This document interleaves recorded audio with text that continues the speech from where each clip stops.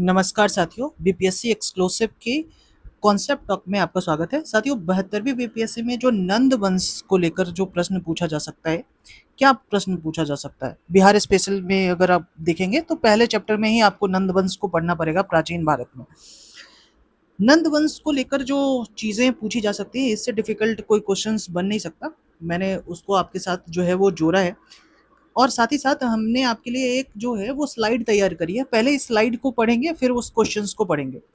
साथियों, नंद वंश जो है वो पहला गैर क्षत्रिय जो है वो राजवंश था। ये बात याद रखेंगे, पहला गैर क्षत्रिय राजवंश था। इसलिए नंद वंश के संस्थापक थे महापद्मानंद और इन्होंने 344 ईसा पूर्व में इसकी स्थापना की थी। चूंकि ये गैर क्षत्रिय राजवंश था, यही कारण है इसका नाम जो है सर्व छत्रांक भी इसको अलग उपाधि दी जाती है, यानी सभी क्षत्रियों का विनाशक। वहीं उसको द्वितीय परशुराम भी कहा जाता है, वहीं अखिल छत्रांतकारी भी कहा जाता है।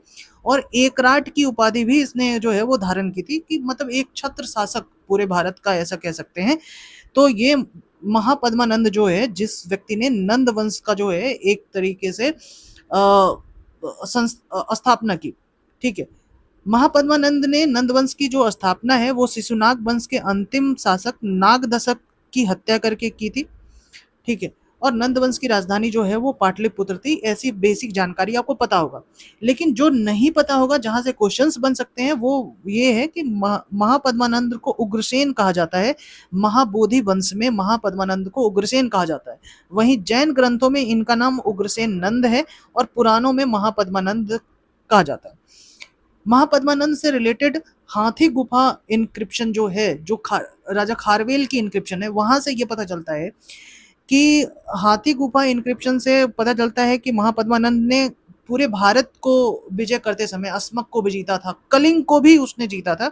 ये बातें वहां से पता चलती है। और साथ ही साथ एक सिंचाई नहर परियोजना की भी बात जो है वो वहां से पता चलती है। ये बात भी आप ध्यान रखेंगे। और कलिंग विजय के बाद वहां से जिन की प्रतिमा जो है वो विजय चिन्ह के रूप में ये वापस लेकर जो है वो मगध आ जाते हैं। बाद में खारवेल इस प्रतिमा को पुनः वापस लेकर जाता है। लेकिन महापद्मानंद को लेकर इससे ज्यादा आप चीजें याद नहीं रखिए, इससे ज्यादा पूछी भी नहीं जाएगी। वहीं धनानंद सबसे ज्यादा आपको पता है कि धनानंद जो है ये वही व्यक्ति है जिसने चाणक्य का जो है अपमान किया था, और चाणक्य ने इसको जो है उखाड़ फेंका था अपने एक शिष्य की मदद से, जिनका नाम चंद्रगुप्त मौर्य था। और उसके बाद चंद्रगुप्त मौर्य के बाद ही मौर्य वंश की जो है वो नींव डलती है।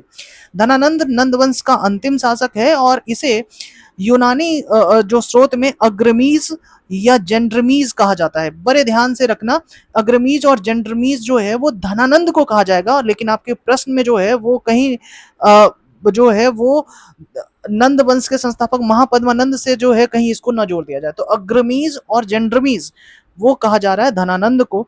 और आप देख पाएंगे कि धनानंद उस समय जो है वो बहुत ही ये बहुत धनवान शासक था और बहुत सारे सेनाएं थे इनके पास।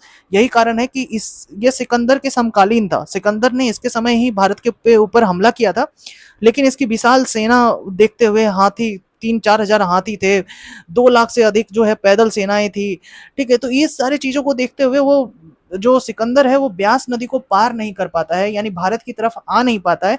ये बातें धनानंद की थी। तो आप देखेंगे कि लेकिन उसकी कर नीति बहुत कठोर थी। नंद वंश के पतन की बात करें तो चाणक्य, जैसा मैंने पहले ही कहा था, उसके अपमान के बाद उसने इस वंश को उखाड़ फेंका। चंद्रगुप्त मौर्य ने धनानंद को पराजित किया और 322 ईस्वी में नंद वंश का अंत हुआ और मौर्य वंश की स्थापना हुई। इससे अधिक जो है वो कॉन्सेप्ट आपको पढ़नी ही नहीं है, और ये कॉन्सेप्ट मुझे लगता है कि लगभग 90% से अधिक कॉन्सेप्ट आपको पता है। अब आते हैं प्रश्न को बनाते हैं। देखिए, इसमें यह पूछा गया कि नंद वंश के संदर्भ में आप निम्नलिखित कथनों पर विचार कीजिए। ठीक है, विचार कर लेते हैं। पुराणों में महापद्मानंद को एकराट तथा सर्व छत्रांक कहा गया। बिल्कुल सही है, महापद्मानंद एकराट और सर्व छत्रांक कहा गया। पहले जो है गैर क्षत्रिय रूलर थे।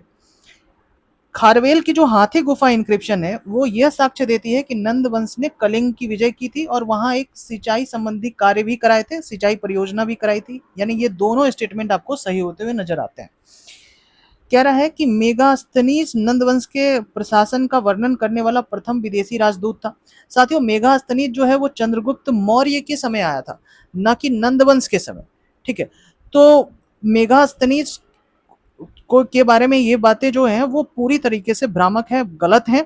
यानी कि 3 अगर गलत हो जाता है तो हमारे पास जो उत्तर बचता है वो तो एक ही बचता है, यानी आंसर हो जाएगा ए।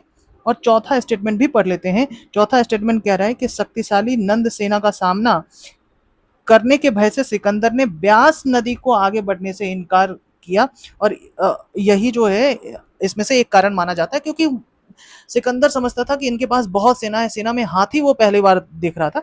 यही कारण था कि सिकंदर ने इधर जो एक्सपेंड करने से अपने आप को रोका।